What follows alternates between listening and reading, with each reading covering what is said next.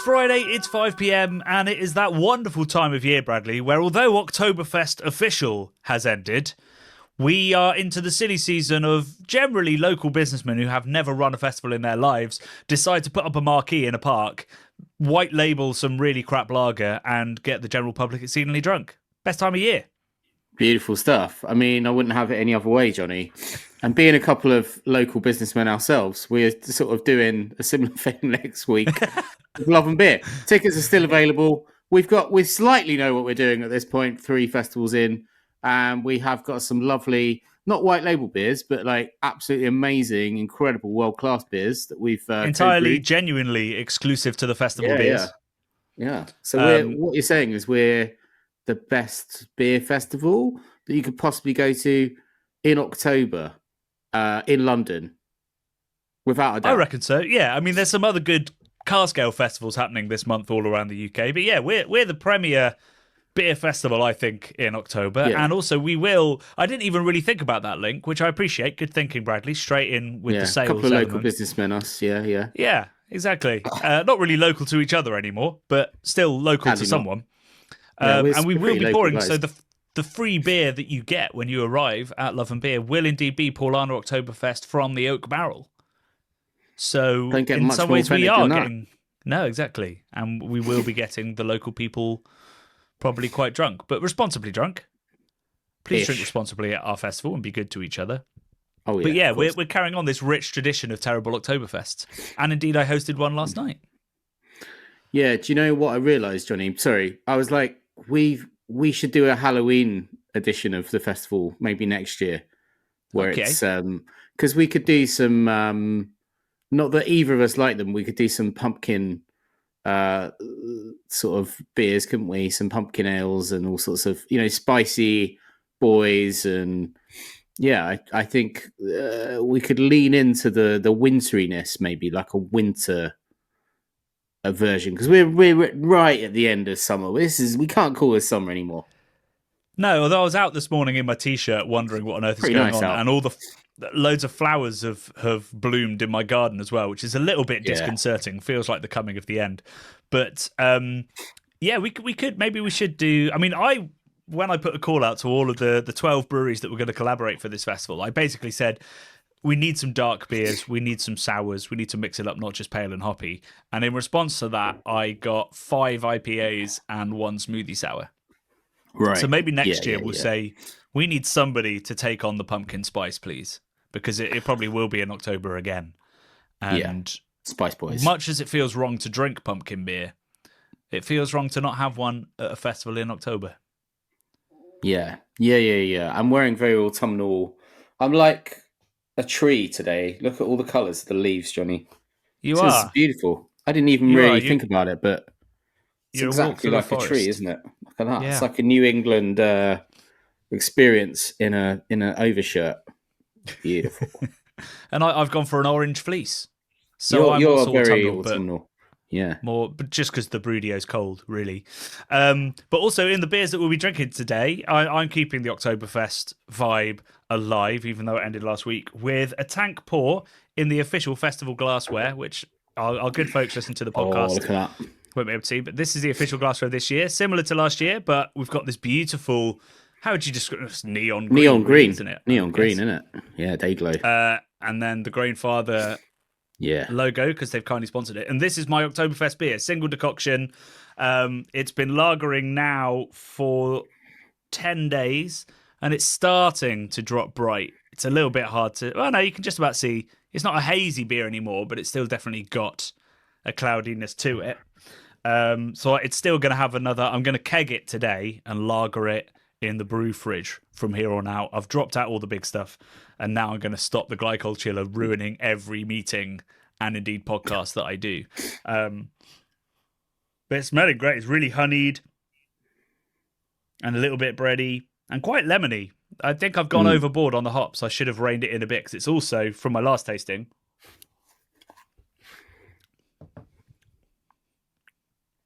oh no, the bitterness is actually fading now, but it was about 3 or 4 days into lagering when I tried it for the first time. It was bitter, and I was worried. But no, that's mellowing nicely. It was probably yeast bite thinking about it now, and now it's mellowing out. It would have been cool. Maybe this is a next year as well, Johnny. But if you brought one of your beers or our beers as a homebrew to pour at the festival, that'd be good. This was an idea I had far too late. Mm-hmm. But maybe I'll, once I've dialed in this recipe, maybe I'll bring the Craft Beer Channel Fest beer to Oktoberfest. And maybe also, I'll brew it in March, as is the tradition, and lager it all the way through the summer, ready for Oktoberfest. Ready for Love and Beer Oktoberfest. I love it. Yeah, let's do that. And maybe also put it in oak barrel. Spice toy. You know what? Then throw pumpkin spice in. We have got that. Is that still the advert where it's what we're going to do with that mini oak barrel, Johnny? It is, yeah. Well, that's what we do with the mini oak barrel, Johnny. There we go. Yeah, we go, oh, zap this. Yeah. Mm-hmm. So maybe that will happen. It won't happen this year, but you will have Paulana. We announced in our Patreon forum the full beer list with all of the tasting notes. So when you come to the festival, you'll get a card that has all of the tasting notes on it. And a little tick box so you can check off what you've tried. So if you are a patron, you can go check out that. Otherwise, it will be a surprise at the festival. But very excited about the beer list. And on top of the 10 collaboration beers that we're going to have, which, as I've said, is so it's 5 IPAs, a smoothie sour, 3 more IPAs that we've brewed, and then a triple concocted Czech Pilsner. We'll also have a cask of vintage ale.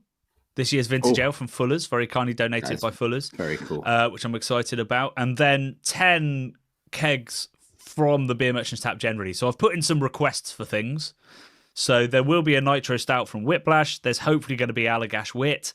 There's going to be a rare Lambic on and some other exciting stuff. And then you've got the fridges, which you can all dip into as well. Obviously pay, but you can dip into that. They've got a rare Lambic fridge. They've got a massive hoppy fridge, a lager fridge. Like, this is going to, like, genuinely, I think it's going to have the best beer list of any festival in the world. Like, I mean, it has to with the fridges involved as well. Exactly. Surely. Yeah, there's going to be over 600 beers available. That's wild. All of which have been carefully curated. So, you know, it's certainly rivaling something of of London Craft Beer Festival. It's the Great American Beer Festival this weekend. I think it's going to rival that too. Maybe that's big talk. I don't know. It's going to be the beer list is insane, people. I don't know how to put that across to you more. It's insane, and the beers will be fresh and delicious. You're there, so people can come up to you and say, "What I like this kind of beer. What should I drink in the fridges?" And then in a Dale Winton sort of supermarket sweep way, you can go run around with them and look at the fridges. And we'll put a little clock. Maybe we'll have a little timer clock, and you get 60 seconds to run around and curate their beer drinking. That'd be good. We could put some inflatables in the fridges as well with prizes attached. Yeah. Maybe next year. Maybe that's a phase 2. Next year. We'll get used to the new venue. More exciting news from this week before we dig into what Brad and I have been up to, and indeed the news. The app, the long-fabled app, nearly 2 years after we were expecting to launch it, does go into the testing phase on Monday. So our wonderful developer, Robin, who also built the chairs and tables that you'll be sat on at Love and Beer, and he will be there as well, so you can ask him why the app's taken so long. Sorry, Robin, he does listen to this. We'll be testing the app from Monday. So if you're really interested in what the Beer Time app is going to be and what it's going to do ask us at the festival, and we should be able to show you a little sample of how it's looking and the functions it's going to have. Very, very excited to launch that, and it will be free to all our Patreons. So do join our Patreon tier. The second tier up, we'll get it for free. So please do join that Patreon tier in advance. You'll also get a Christmas card from us this year if you do that before December. So there's never been a better time to join our Patreon, Bradley, because you'll get a free app and a Christmas card. What more do you want? And quick entry to the festival, I should add. There you go. Yeah. Reason alone. Do join our Patreon. Links are below. Right. One more thing about the festival, Johnny. If you're out there and you're in an office in London and you want to bring multiple people to the festival because it's the best Friday night drinks in town next Friday, hit us up. at craftbeerboys@gmail.com, and we can give you a corporate discount potentially for large groups of people coming to the festival. Why not share your passion with your office and bring them down and have the best office party in town? Right, yeah. So if you're the beer nerd in an office and you want to get a discount, you need to find, I don't know, at least 10 friends. You need to be the Dale Winton of that situation and grab everyone, supermarket sweep style, stick them in your shopping trolley, send us an email, come on down to the festival. Okay, that's a mode of transport, I guess. Roll with it, Jonny. Roll with it. Yeah. Okay. Yeah. Right. So this week I've had quite a exciting beery week. On what was it, Tuesday? I did a podcast with a wonderful man called Napat, who lives in Thailand, and he is sort of the premier Thai craft beer vlogger. So we did a podcast in which he was asking about cask ale and our UNESCO campaign, and we dug into lots of different bits around that. And it was interesting to get a perspective from somebody who lives in a country where cask ale, well, as far as I can tell, it is actually a tiny bit of a thing. There must be some cask ale making it out there. But it was interesting to be able to sit down with somebody for an hour and explain cask almost from the ground up. And he'd prepared slides and all kinds of stuff. It was very cool. Very well thought out, which you couldn't say for our podcast. So that will go live in a couple of weeks, and I will put a link all over social so you can enjoy that. And hopefully he's going to come to the UK and explore the scene one day, and we'll take him for some drinks and show him, I don't know, show him the Royal Oak or the Harp or the Southampton Arms or the Hope or somewhere special. So yeah, I was doing that on Tuesday, and then yesterday I was hosting not an Oktoberfest, but I was at the Beer Fly in Bedford, where not only is there the wonderful Beer Fly, the bottle shop, but there's also, was it the Isle of Dan? I think we spent a whole podcast talking about. Oh yeah, okay, yeah. But so I hosted a tasting where we tried 2 Oktoberfest beers. We had Hofbräu and Verdant's version, both of which were tasting magnificent. Although the Hofbräu was sweeter than I remembered. Why have you brought the Isle of Dan into things, Jonny? Sorry, why did you bring the Isle of Dan in? You weren't on the Isle of Dan. Okay, so you're just in the same town as the Isle of Dan. Well, you didn't row out to the Isle of Dan. No, we didn't go to the Isle of Dan. Although maybe next time I go, I should go to the Isle of Dan. Because it's one of my favourite podcasts we've ever done. Like, we had a lot of fun in that podcast. Some of them... We did. There's some people in our Patreon forum that are going through our podcast, and every now and then they'll be like, this moment was amazing, or hilarious, or stupid, or here you were being kind about Brewdog before it all went wrong. I always enjoy those call-outs. But no, Isle of Dan is one of my favourites. Matt Goss in the Boot is an episode. I think I entered it for an award. Didn't win it, obviously, because it had nothing to do with beer. But yeah, for some reason, some of these derailments stick with me. But the Isle of Dan did. But yeah, so I was at the Beer Fly, which, if you're ever in Bedford, is an amazing, amazing bottle shop run by a wonderful guy called Will. And we had a great time going through the history of Oktoberfest, the history of Hellers, the history of Fest beer. And obviously I talked about the Nazis for a fair chunk of that night, as always seems to happen when I talk about German beer. But before that, because they're also in Bedford, I took a trip to Brewpoint, which is a brewery I don't think many people will be aware of. It is essentially what grew out of the ashes of Charles Wells Brewery. So I got the full history, and it's an amazing, amazing story. And it's actually the Charles Wells, it's their 150th anniversary next year. But it's a remarkable story because, you know, the brewery was founded in the 1870s. It became one of the biggest breweries in the UK, and indeed was one of the biggest breweries right up until about 2015, when they were still making millions and millions of litres of beer. But it was all for their own estate, or it was for supermarkets, or it was contract brews of lagers, sort of in the way that Shepherd Neame do now. And they were basically making no money, despite making all of these brands and so much beer. So they sold that brewery. They sold the Charles Wells sort of brand and many of the heritage breweries, including what Brad would call Bombardier, to Marston's, who have done nothing with it since. Basically, I think Bombardier's no longer brewed. I don't think any of the brands really are. And they basically just started again. So they took that money from the sale and they built a brand new brewery, built a brand new brand around it called Brewpoint. And they kept their pubs and they kept some rights to the name and to some of the historic beers, not the ones that were being brewed at the time. And just went, right, here we go, we start again. And they've done a pretty phenomenal job of putting together, like, the brand was bland as hell to start with, but they're working on that, and that's like really starting to come together and look nice, and it appeals to their history but looks very modern. And the beers are great, and I know this because I live quite near to one of their pubs, and they do great pizza, really good lager called Supernova, Helles style lager, which is properly aged, 28 days, really nicely made. So I had a tour of the brewery, got the history, tried some of their other beers. I must have tried 10 or so seasonals, so they're making lots of different beers, still making some cask. Had sort of an autumnal dark bitter, and I guess sort of a hoppy blonde. No, not hoppy blonde. I guess an English IPA, but had some American hop character. But the reason I'm talking about this at such great length is because they made one of the best West Coast IPAs I've had in a long time. It's called Alpha, and if you ever see it, go drink it, because it's really quite special. They've got some really talented and passionate brewers working in the brew house now who all have their own particular interests, and there's one brewer who is obsessed with West Coast IPA and agrees with me when I say that British brewers are pretty terrible at them.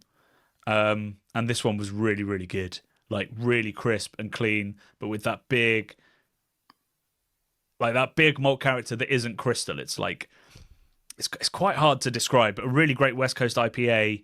You get the citric character, the bite, the bitterness, the juice all collides with a really clean but biscuity kind of malt character, and you get this big finish. And that's what a lot of, I think, British brewers can't quite get right yet. Like, a lot of them feel, you get the beautiful aroma, but it doesn't really connect with the malt. And I'm sure there's a million ways to do that, but they've done that at Brewpoint, and it's really great. And it's too early in the day for me to be drinking that on the podcast because it's 6.7%. But that's what I'll be drinking when I finish work at the end of today, because it was magnificent. It took me straight back to our trips to the West Coast, and particularly actually Trogs. It reminded me of Trogs. I can't even remember which beer it was at Trogs, but it was Trogs were a brewery that get their West Coasts bang on. And is there one called Troganator, or have I imagine that? Yeah, that is. Oh, yeah, I think that's their Doppelbock that they release in March. Fun. I believe the Troganator, and then they have Mad Elf, their famous Christmas beer. But I think it was a winter. They call it like a winter IPA or something. I think it might have been NZ hopped or something. But it was an amazing beer. In Hershey, the home of Hershey's chocolate, although calling it chocolate is a little bit rich, isn't it? Yeah, because it tastes of butyric acid. Butyric acid. Baby's sick. Indeed.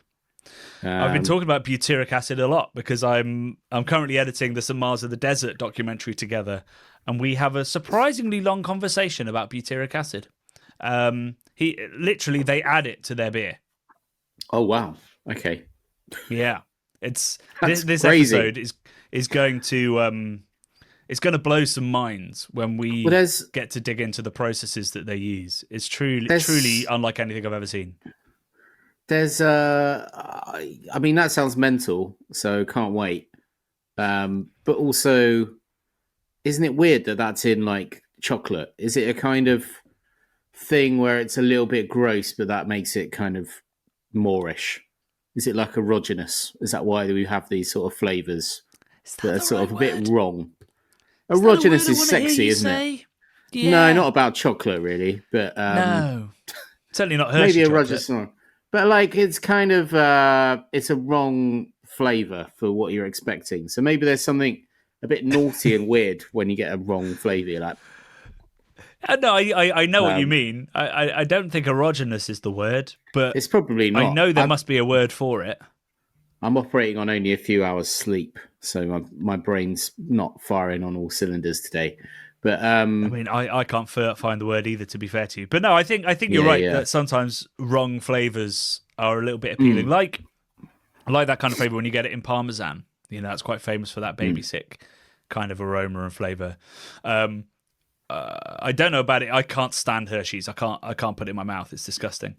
You don't really taste butyric acid in any of the beers from Smod. Yeah, but what they're using is different acids in the mash, and these create chemical pathways to other flavors further down the line. So you'd never taste the butyric. The butyric acid would not be in the final beer, but it creates precursors to certain phenols or esters that they do want. So that's why they're sort of putting it all into the mash. He's like Walter White cooking up in the kitchen. It does have that vibe. It comes out of like plastic canisters when he's putting it in. I'm so excited to see what people think about it. And looking back at the footage, because I was alone for that one, I did quite a good job of capturing it all. There's bits that I'm annoyed I missed, but mostly I've captured the genuinely like magic, the magic and the madness that is St. Mars of the Desert. So that'll be our next video, but there won't be a video next week, and there won't be a podcast next week because Love and Beer. Because there's a festival next week. Because there's a festival. The festival that I have boldly proclaimed has the best beer list in the world. Buy your ticket. If you're listening to this, why have you not already bought a ticket? Like, you should definitely. Yeah. You've had 23 minutes to buy your ticket now, folks. You know, so are we allowed? Are we charging for dogs? Can we charge for dogs if people want to bring their dogs? I think the dogs can come for free. Can they come? There you go. There's an added. We're giving the dog. Yeah, you don't need a dog ticket. For free. Giving dog free tickets. Free tickets for dogs. Free tickets. And I reckon there's probably some dog biscuits on the bar as well. There you go. Oh, we'll make sure of it. There you go. We'll make sure. If you're a dog owner, bring your dog, free biscuits. Yeah. Okay. Yeah. They have dogs in there? I'm trying to think. There are dogs. There are always dogs in that. Yeah. It's always dog friendly. Yeah. We need the numbers. We need the numbers, Johnny. We need the numbers. We get those little trotters in there. They've got double the amount of feet as humans, so they're floor fillers. We don't need the numbers. The festival has sold very, very well. It's going to be I'm counting not packed, but it's numbers. going to be busy. It's going to have a great vibe. Yeah. Don't worry. Oh yeah, of course. There's over 300 of you coming now. It's going to be wonderful. But also more feet on floor.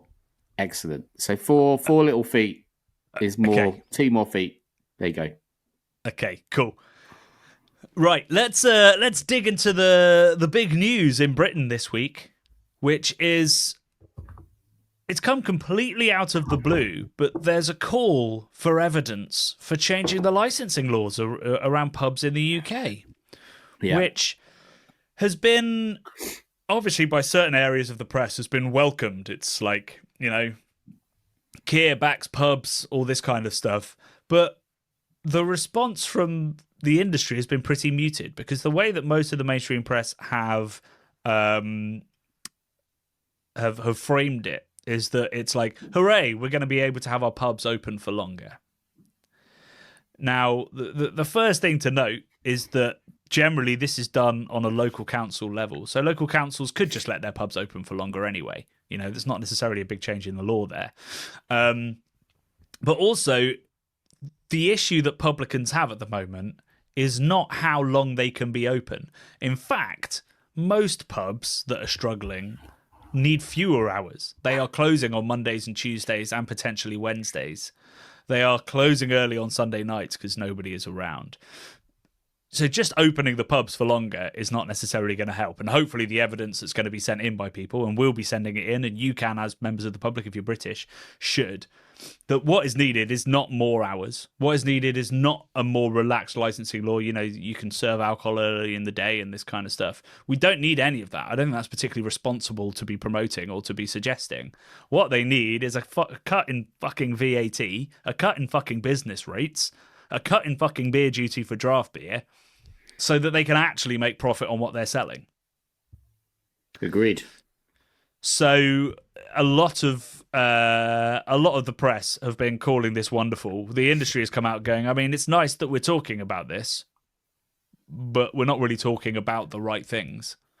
And in response, and I think kind of rightly, people like Alcohol Change UK, so the charity that is, you know, so it's I guess a think tank that is quite balanced in its views, but is, you know, campaigning against sort of or is trying to help the issue of alcohol abuse, has come out swinging, being like, "This is ridiculous. Why on earth would we let pubs stay open for longer when all that's going to encourage is people who have already had a couple of pints to have a couple more when they've already probably had their fill."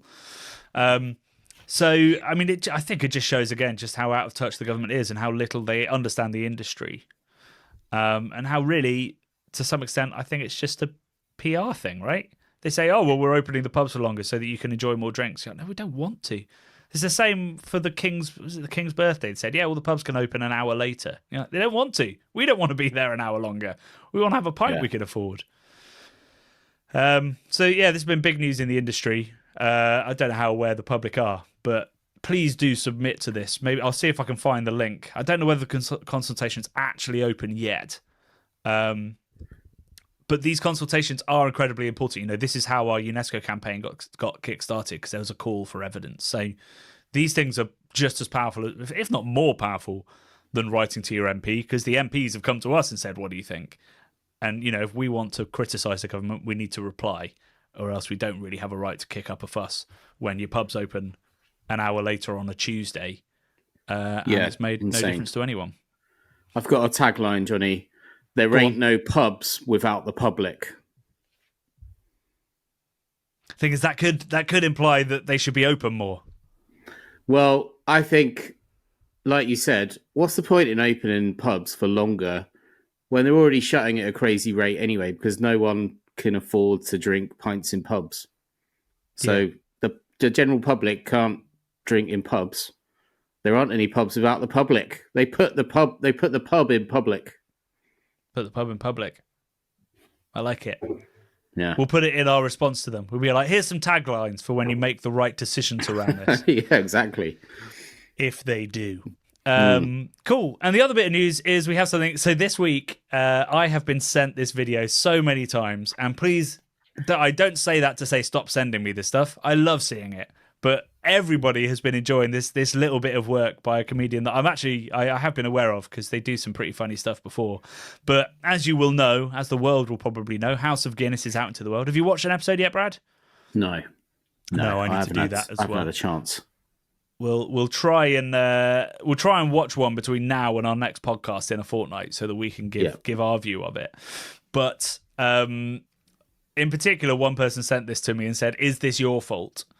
So we're going to play the video, and you'll see that it's a pastiche of the House of Guinness around our favourite Spanish lager brand, which is, of course, Madri. And for those listening on the podcast rather than watching it, we will put a link so that you can enjoy it in all its glory after the pod.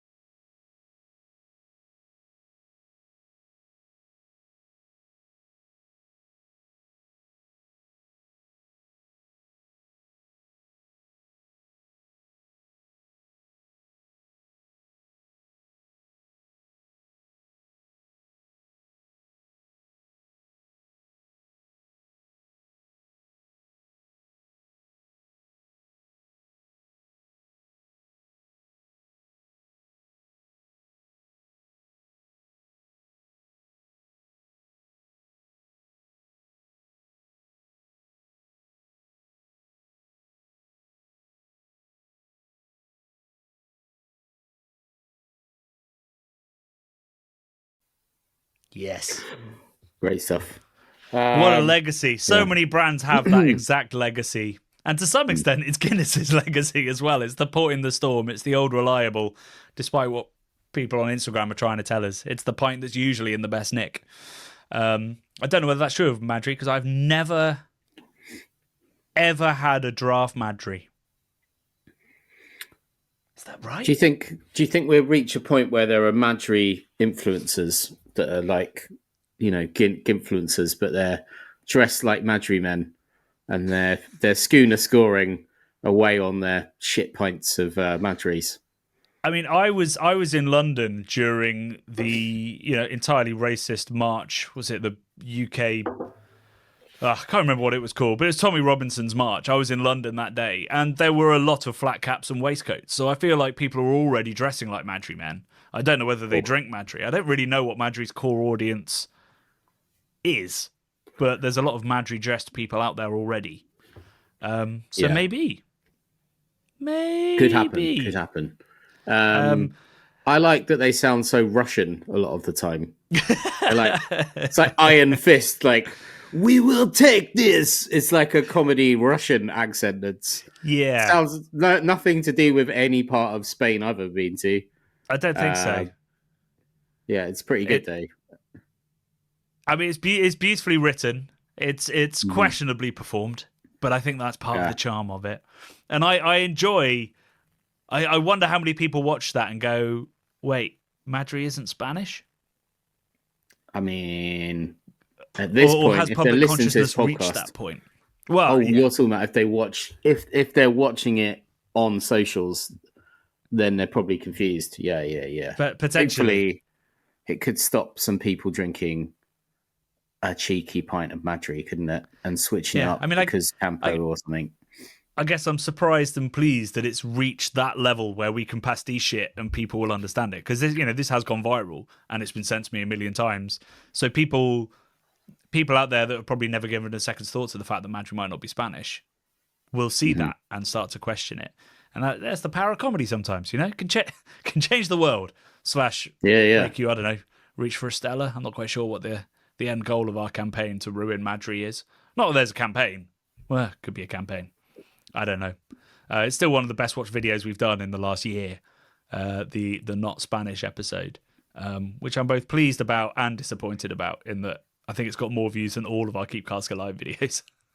Oh, terrifying. But that is the life of a YouTuber, where the things you put out because you just want to make a quick point and move on are the things that last forever, and you spend weeks putting together a documentary that includes a 15-minute bit on a grassroots female football team sponsored by a heritage cask ale brewery, and you get a quarter of the views. Them's the breaks, man. Them's the breaks. Them's the breaks. Yeah, I'm excited. I've got some wonderful people. I think they're called the Fellowship of the Cask, coming over from Sweden in a couple of weeks, and I'm hosting a talk for them at the Royal Oak, the Harvey's pub in London, in a couple of weeks, which I'm excited about meeting. Again, some people, I mean, they'll know a lot about cask, I would imagine, given that they're from the Fellowship of the Cask. But it's always exciting to take people to a pub like that and get them to taste beers for the first time, like the old ale from Harvey's and stuff like that. It's going to be a very joyful experience. This is going to interest a lot of listeners. Is this something people can go along to, or is this a private event? It's a private event. Do you think there's? I mean, I could do it again the following week if people want to just come and drink cask and hear about history with me. I'd do it every day of the week if that could be my job. I'd stop making Madri videos. I meant like along with these Fellowship of the Cask, because they sound like they're probably Lord of the Rings fans and cask fans, which is probably really good, like, what do you call it, overlap there. Well, I was presuming, I haven't asked you about this, but I was hoping you could just turn up halfway through dressed as Gimli and be like, "At my pint." I'm not sure about Gimli. Nah, I want to be more heroic than Gimli. I think you could maybe get away with being Vigo. Yeah, I could. I like the sound of that a lot more because he's obviously sexy boy compared to Gimli. Yeah, I'll dive. I think so. I look more like what's his face, Vigo. Well, didn't he? He had some silver flecks when he made it, I think. I don't know. He's a cool dude, though. That guy. Oh, he is.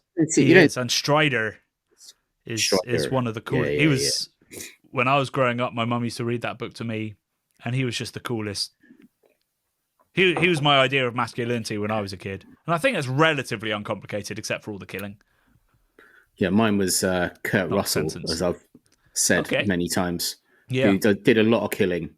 And so Kurt Russell and Harrison Ford were my sort of heroes.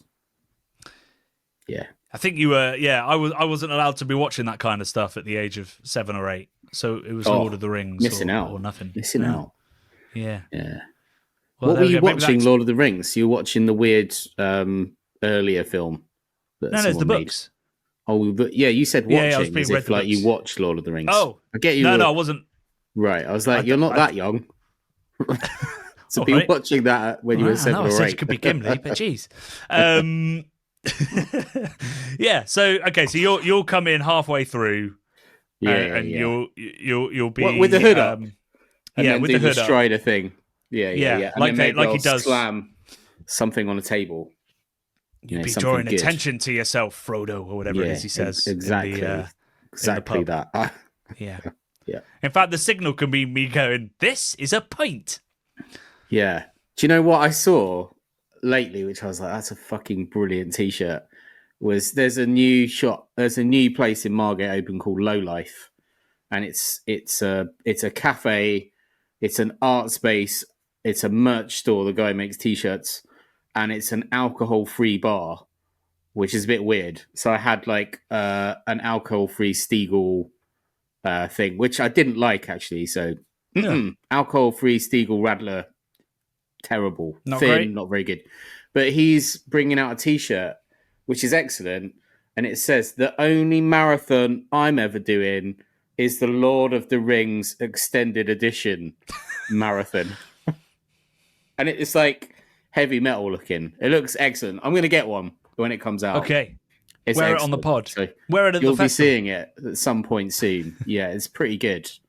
Very, very entertaining. But yeah, love a bit of Lord of the Rings. They're magical films. Right.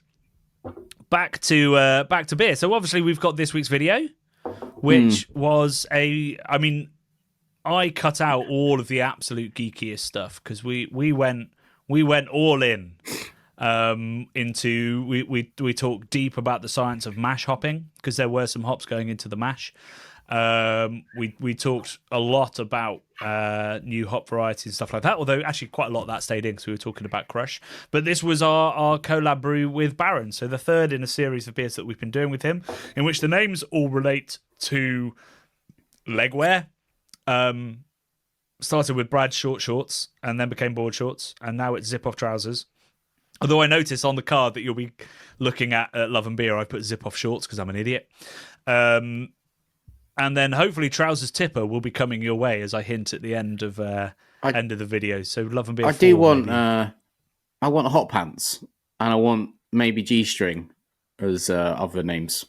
G-strings. I'm not sure about that one. Maybe hot pants. Hot pants. Great. That could be like a session version, so like a 3% table beer. Something you'd want to drink in the summertime, I think. Hot pants.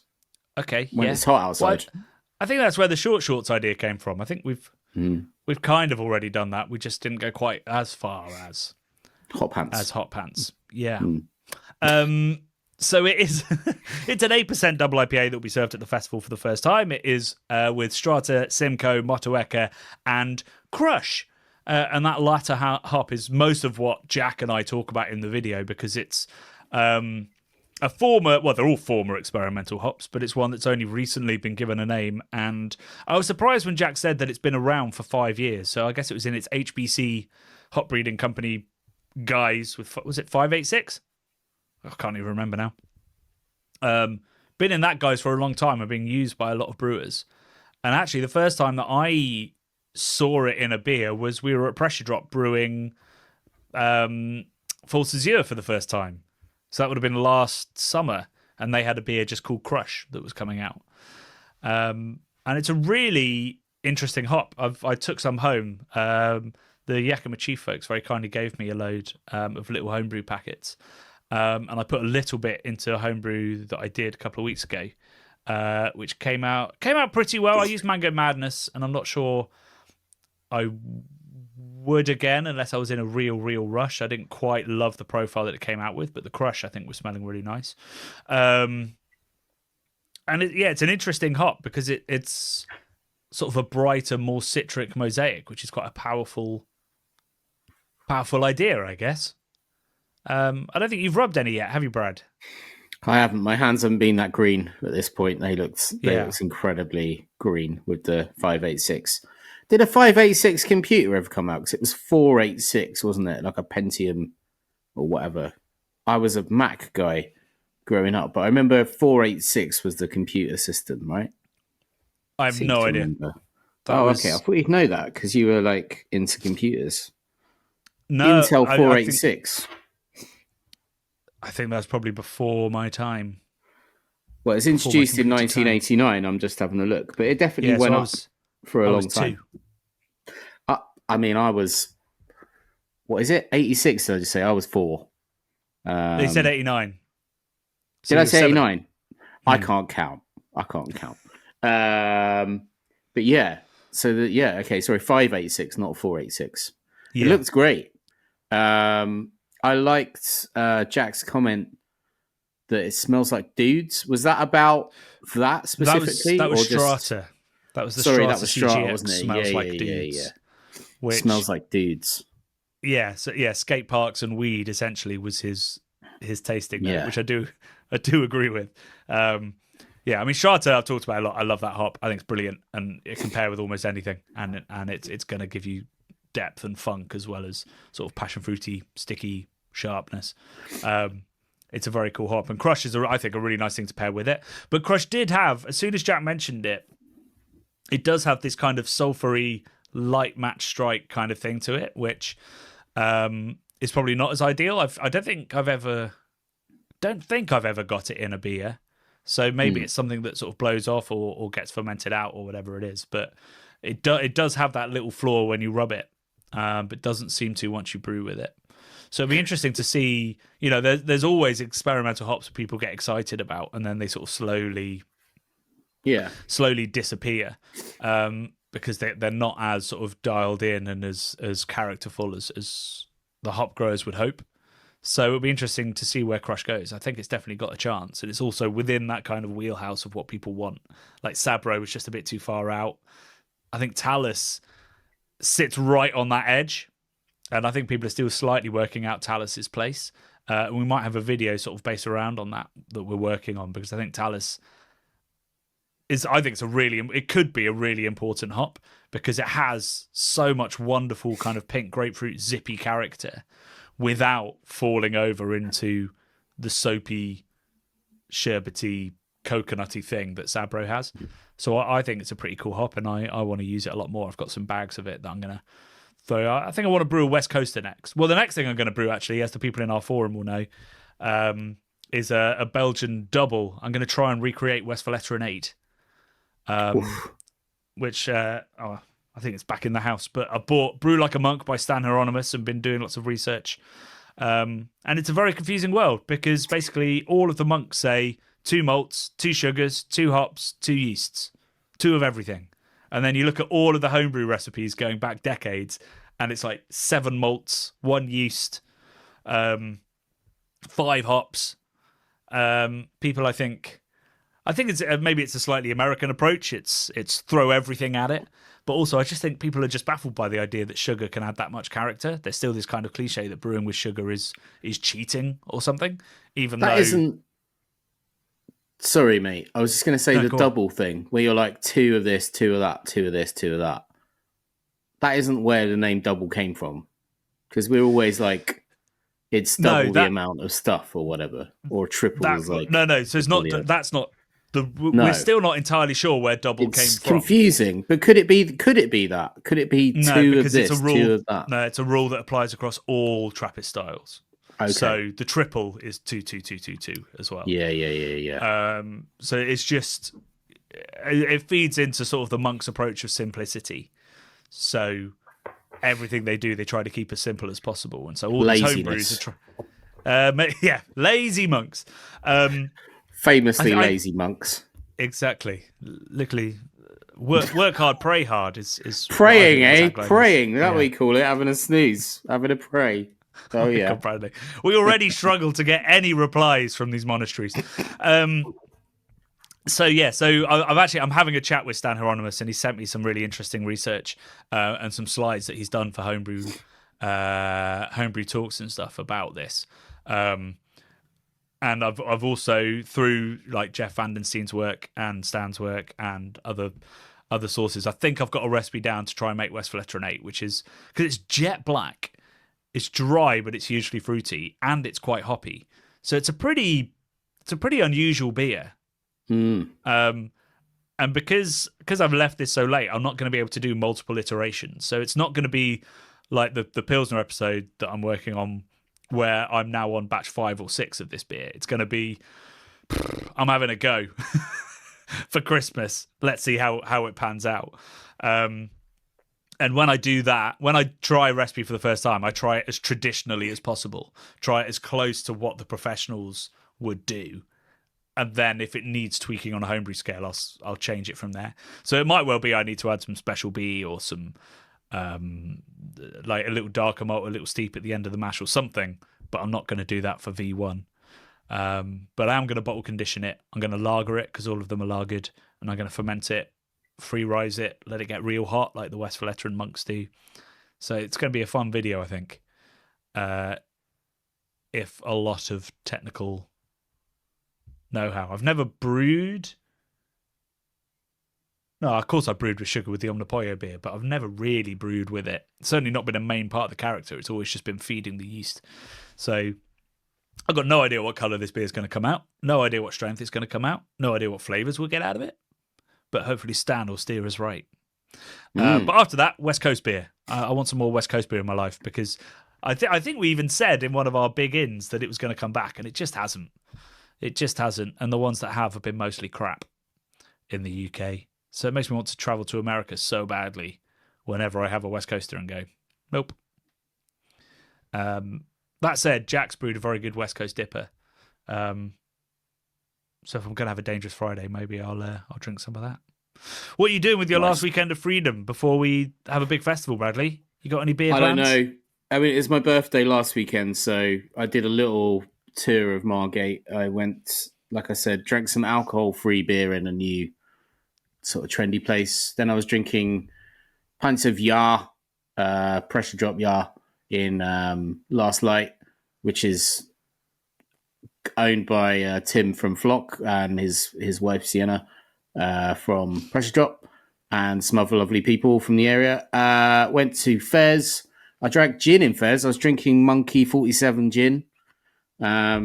Which was great, very nice. What's Monkey 47 gin? Can you tell us more? Just like a fancy gin. I can't remember where it's. I think it's made in. Let me just have a quick look at it. Rich smooth gin made with 47 botanicals, produced in the Black Forest. 47. Yeah, man, it's absolutely delicious. 47. You should hope so with 47. It's very expensive to buy. It was like one of the most expensive gins they had. But it was your birthday. It was my birthday, yeah. So I'd always drink cask in there, but I said to Kirsty, like, with my teeth are still playing up, so I was like, I'm just going to have a gin. I feel like it's going to help the healing of the mouth. I've got one of my teeth is wobbling. I think it's probably the opposite, but yeah. One of my teeth wobbled after I had a wisdom tooth out. Absolutely sometimes horrible. when it's rearranging, sometimes things can feel a little bit loosey-goosey in there. Yeah, it's nasty business. So that was wobbling. And then I went and I saw Jim, who was a cameraman when we made that Keep Cask Alive episode on micropubs. The micropubs. Yeah. So I saw Jim, and he works in a place called Bodega Caruso, which I've never been to. Very fancy Italian place. I went there and I had the kind of softest thing they could have, which is incredibly slow cooked beef shin ragu, fennel sausage. Totally broken down on a bed of polenta, and I drank Sud. It was called Sud. It was this here. It was an Italian beer. Beer Baladin. Beer Baladin, yeah, which is quite good. It was quite citrusy. Went really well with the sort of rich, beefy polenta pile that I was eating. And I had a sexy tiramisu, Jonny. I didn't think I liked tiramisu. It was the best tiramisu I've ever had. So go check out those guys. What am I doing this weekend? don't really know. I also last week I went to see One Battle After Another, which I don't know if you've heard about this film, the new Paul Thomas Anderson film. Mm-hmm. Absolutely incredible. I'd say a perfect movie. Like, I love Paul Thomas Anderson anyway, but he's made like for people that like action films and stuff, you're going to enjoy it. People that love quirky Paul Thomas Anderson, you're going to love it. Leo fans of there's loads of people in it, but it's incredible. I saw it on the giant screen in the Odeon in London, Leicester Square, where they show all the film premieres. You see them on whatever. It's a beautiful screen. And I saw it in Vista Vision, Jonny. The guy came out with a microphone before the presentation and said, "You're going to ask me what Vista Vision is." He said, Welcome to this presentation in Vista Vision. Vista Vision is a format. It's a projection. So like an actual film projection format that hasn't been shown in any cinema in the world for 63 years. So he said, unless you're very old or you've got a time machine, you haven't watched a presentation in Vista Vision in 63 years. And they're only showing it in 3 screens around the world in Vista Vision. I couldn't tell you what Vista Vision brought to it. It looks incredible, but I think it would have done anyway because he shoots on film. It looked absolutely amazing. Like, it was so visceral. But the only thing I would say was a negative was when it was incredibly bright and there was like a light source behind people, it almost pulsated. The white was like pulsating and I felt like I was going to have a seizure. It wasn't your eyes. I have watched it twice on Vista Vision. I went back to watch it again because I enjoyed it so much on Vista Vision. And it did the same thing again. So it's obviously a Vista Vision thing, but it was absolutely incredible, Jonny. The best thing I've done in a while. So go see that movie, but don't go see it next Friday because you're all coming to Love and Beer Festival. It starts at 3 p.m. Patrons will get a quick access. It will be there until the pub closes, 11-ish. We've got lots of very exciting, tasty surprises. Andy Parker of Elusive Brewing is bringing us a case of something special from Russian River, my friends. Wow. For shares. And then we've got lots of other exciting stuff donated by beer merchants, donated by Ian in our Patreon forum. And, oh my God, I'm missing something. There's something else. There's another bottle share on top of everything that's happening. So it's going to be a truly magical day, and I cannot wait to see all of you there.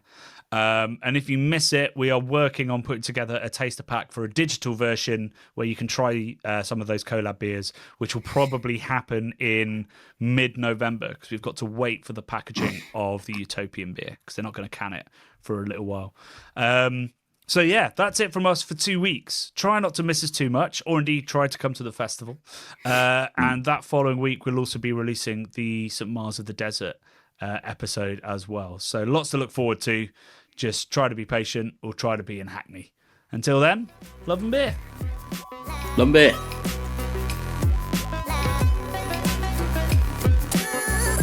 The Bubble and Friday 5pm podcasts are brought to you by the nerds behind YouTube's craft beer channel.